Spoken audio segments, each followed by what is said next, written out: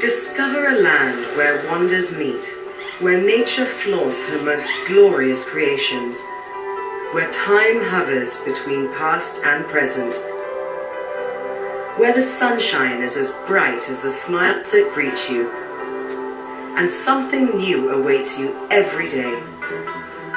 Welcome to a land that is refreshingly different. Ayubowan, welcome to Sri Lanka.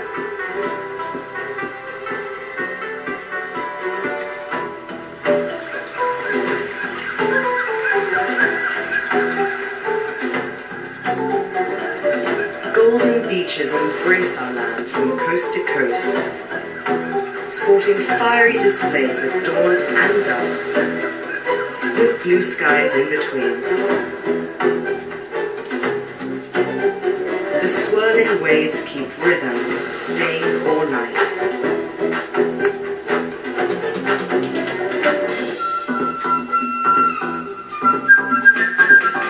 Gentle green expanses contrast with the majesty of the mist-clad mountains, soaring high in the distance. The rivers run through them. Waterfalls descend with mighty grandeur.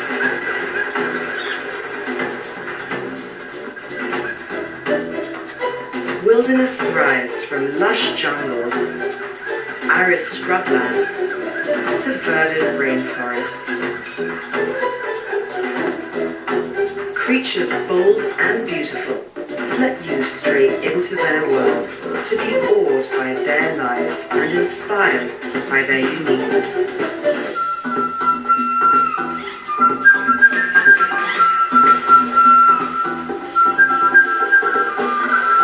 A land of novelty, the experiences we offer are as varied as our island itself, the pursuits as gentle or as wild as you wish them to be. Ride the rapids, the waves or the winds. Take to the skies and soar with the clouds.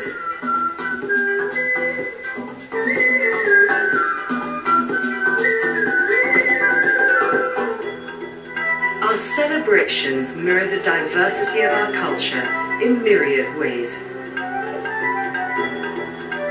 From quiet reflections, grand processions, to simple traditions from generations past. A land of diversity, our written history dates back 2,000 years, from sacred caves to rock fortresses, lost cities to ruined temples. A rich tapestry of history unfolds. The glories past still stand proud and are all yours to explore.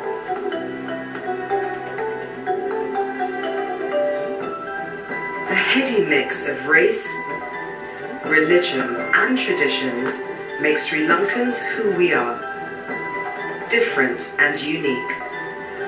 We thrive in a chaotic blend of colours, tastes, sounds, and essence, yours to share.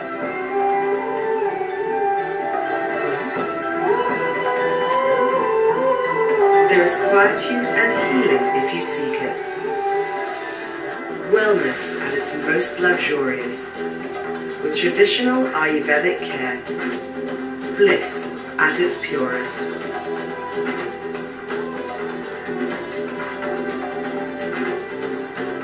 A land of refreshing experiences, our island home is a little paradise with a lot to offer you.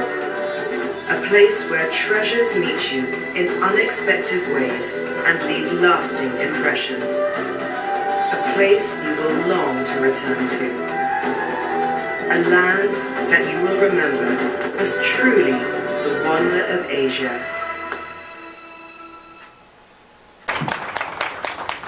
That was the land I was born. That was the land that I was growing up.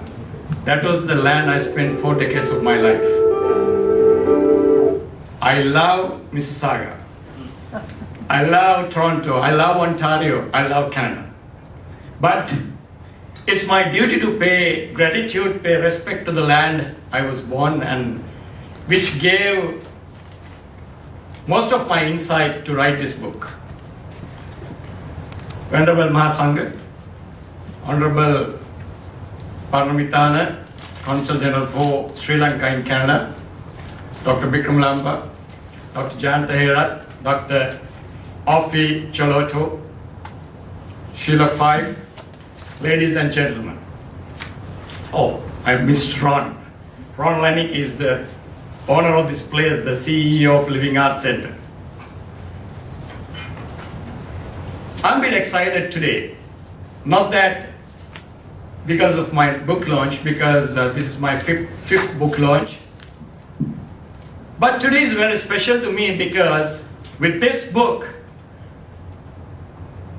I'm sharing my secrets. And Dr. Lamba was talking about something, and I'm sharing my secrets with everybody. Where I was practicing for the last probably 30 years with the insights of Sri Lanka, with the insights of history, with the insights of philosophy, with the insights of various other avenues, which I was practicing, now I'm sharing. So this book, Art of Well-Being, is special to me because every word in this book had come through my own practice. Even the name, art. You know the meaning of art. Art is a way to present, a way to do something. But always arts were treated as a sacred thing. Before practicing an art, drama, theater, yoga, Ayurveda, all these things are arts. There's a way of living that you should practice before entering into an art. Then the word well-being. The well-being is a very, very commercialized word, probably in North America and Europe today. Well-being has different meanings. And Human Resource Canada has a one-page definition for well-being. And it has identified 10 factors to achieve well-being. But let me start with a recent report by Canadian Index of Well-Being, CIW.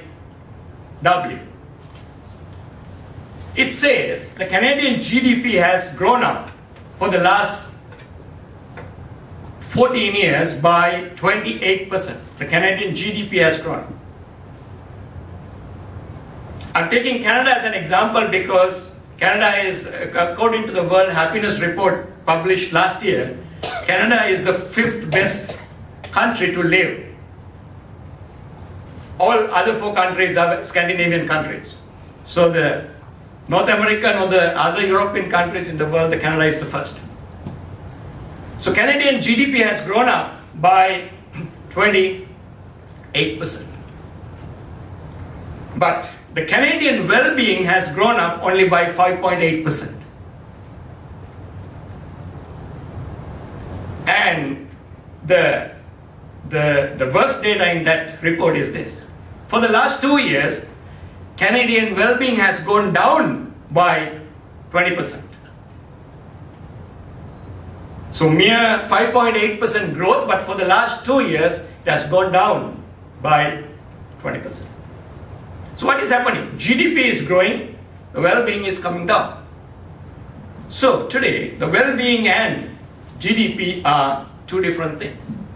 And if you look at so-called developing countries, according to the World Happiness Report, if you take the Asian countries, the number 1 is Bhutan. But people would say, people over there is very happy, yes. But well-being is not only happiness. Well-being comprises of 3 things according to the dictionary, the Webster's Dictionary. It's the happiness, health, and the prosperity. So 3 things, the amalgamation of 3 things together. Prosperity, happiness, and the health. So 3 things together would form well-being. So Bhutan, yes, happiness index number 1, but other 2 down. So in that, the same format, the Canada is one of the highest rated countries, but still the well-being is going down. So how to achieve this? Ancient philosophies. If you take philosophies like Buddha's teaching, Vedanta, Confucianism or the Confucius teaching, Tao's, the Lao Tzu's teaching, or any other ancient teaching, if you put together, the well-being can be achieved using 3 things. Again, what are those? Number 1 is a moral conduct. In other words, your physical discipline is a needed thing. Number 2 is your mindfulness or the concentration. Number 3 is wisdom. Wisdom, concentration, and moral conduct or the self-discipline would show the path to well-being. So what is missing here in urban cities, in Toronto, in New York, in Los Angeles, or in Tokyo, or in London, England, or in any other Asian country like, let's say, Colombo, Sri Lanka, or Delhi, India? Issue is, people may try to achieve one area, missing the other areas. And especially, wisdom is a key part in the world today, but not the wisdom, but the knowledge. So wisdom is different. Wisdom is knowing the right thing and applying it in the right time and achieve the right thing or doing the right thing. So having all these 3 things together, one would achieve well-being. And it can be achieved no matter where you live. You may be living in the busiest city or the busiest environment, still you can achieve. But what is missing to regulatory bodies today is, same again according to the Human Resources Canada, they say you need to achieve these things, but who tells us the methodology? So methodology always given in the ancient wisdom.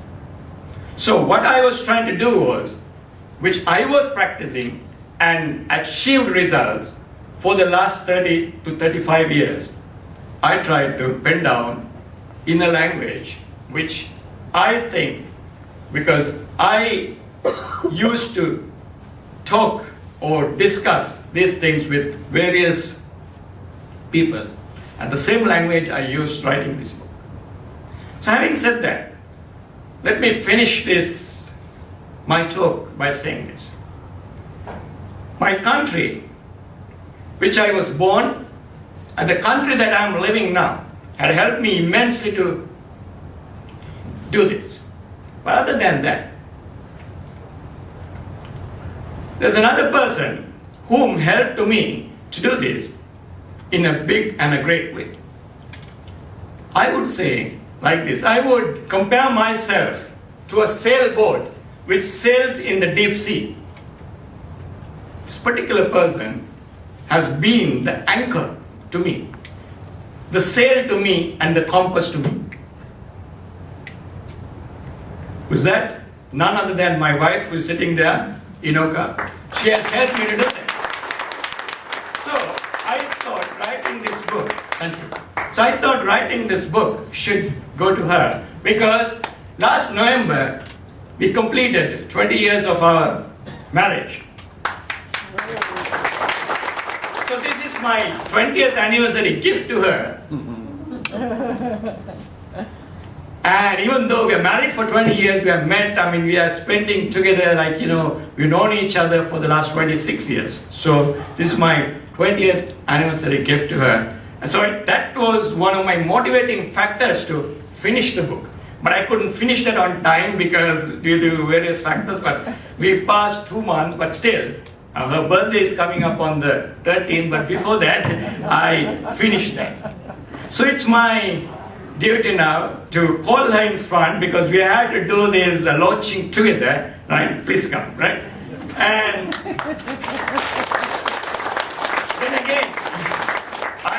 thought, to whom should I give this? Because all these cultures I was talking about, and if you look at these cultures, if you look at these teachings, preaching, and over 2,500 years, the Buddha has given a lot of insight to things. So today, the representatives of Buddha is the Sangha, the Buddhist monks. So it's my honor to hand this book to the chief incumbent or the chief monk of the Toronto Mahavihara, who is the senior most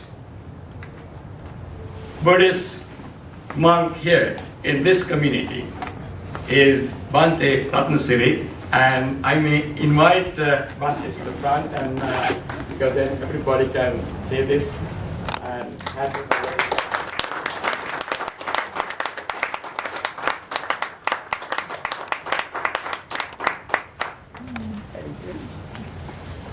Thank you. And also, I made it a point to invite for this event to all my friends and who are really special to me. So thank you very much for being here. And it's a great honor for me because, and the specialty is, because according to the Canadian immigration, I'm still a new immigrant. Because I haven't completed my 3 years here. So this is my third year, which will be completed by the 16th of March. So thank you very much, because with your support, with your help, I was able to do this. And while wishing you success, and may the content of this book would help you to grow healthy and happy. Thank you very much.